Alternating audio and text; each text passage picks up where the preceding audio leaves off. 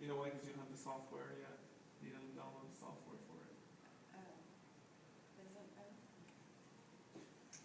Well, I'll just put that away then. So essentially, the presentation is going to be talking about the growth and development of sustainable design over the lifespan of Inhabitat. We started in 2005. And the reason why I thought it would be prevalent is because we are really reader and thus consumer driven. So kind of our content changed and developed as requested by our readers. So we started in 2005. It was launched by Jill. She, at the time, was a first-year graduate student at Columbia University for architecture. Sarah Rich was working for World Changing. Up in San Francisco, she was developing their editing their first book. And I was actually just working in an architecture firm in Orange County. So Jill started it in April. Sarah joined in May, and then I came in October. And I was really just looking for a creative outlet to talk about sustainable design. And it wasn't happening a lot. The only other online publisher or online blog was Tree Hugger at the time. So the precedent for Inhabitat and the original reason why we started was partially due to dwell. We wanted a dwell-like, well, we wanted to showcase dwell-like products, but only those with a sustainable underpinning. So Dwell did produce, or Dwell has always showcased sustainable products throughout. They've just never done it until 2007.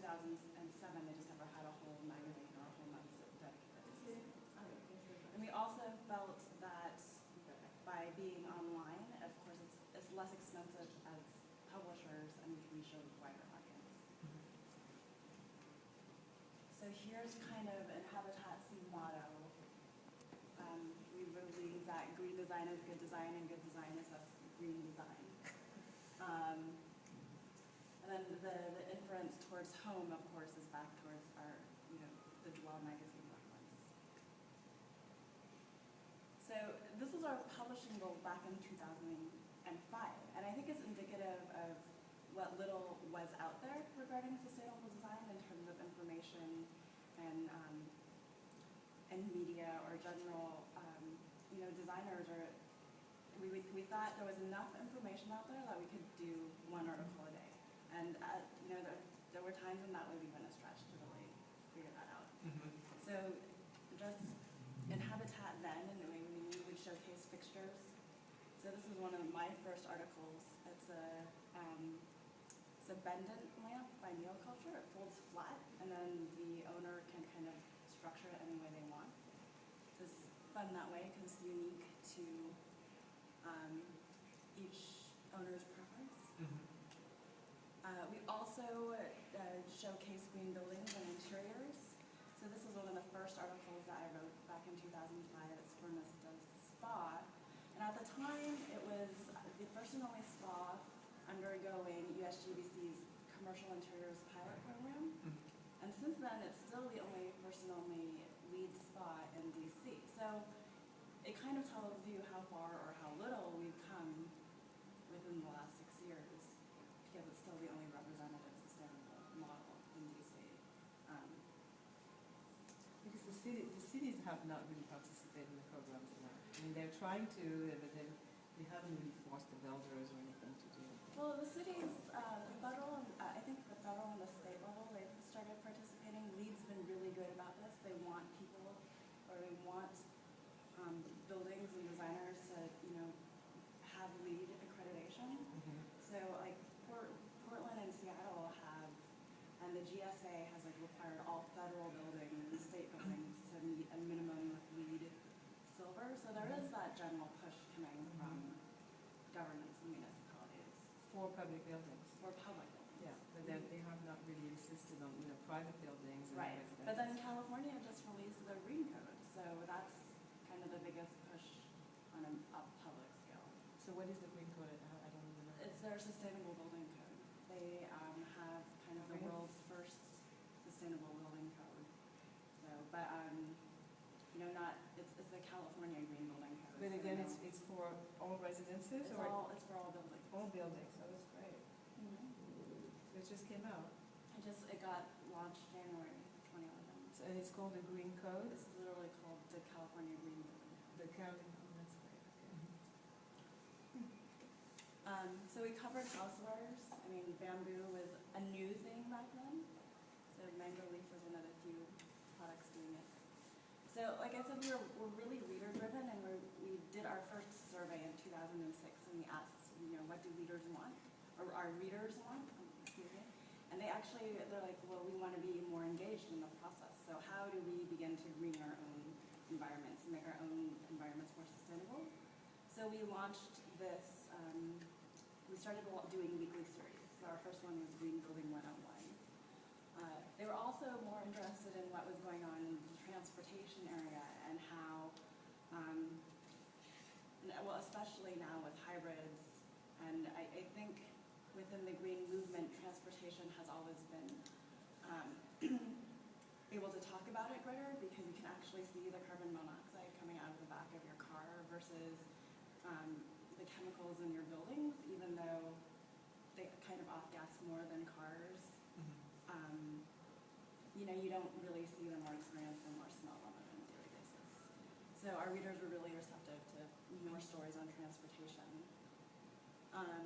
In 2007 and 2008, we launched our Greener Gadgets Conference.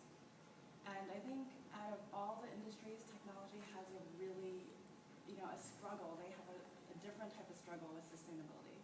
Because, for instance, I remember when the new iPhone came out, like the latest generation of iPhone, there was a line out of every Mac store door, and people were sitting there on their old generation of iPhone, standing in line for the new generation. So technology has this turnover rate, which just, in the world of sustainability, is like a huge waste.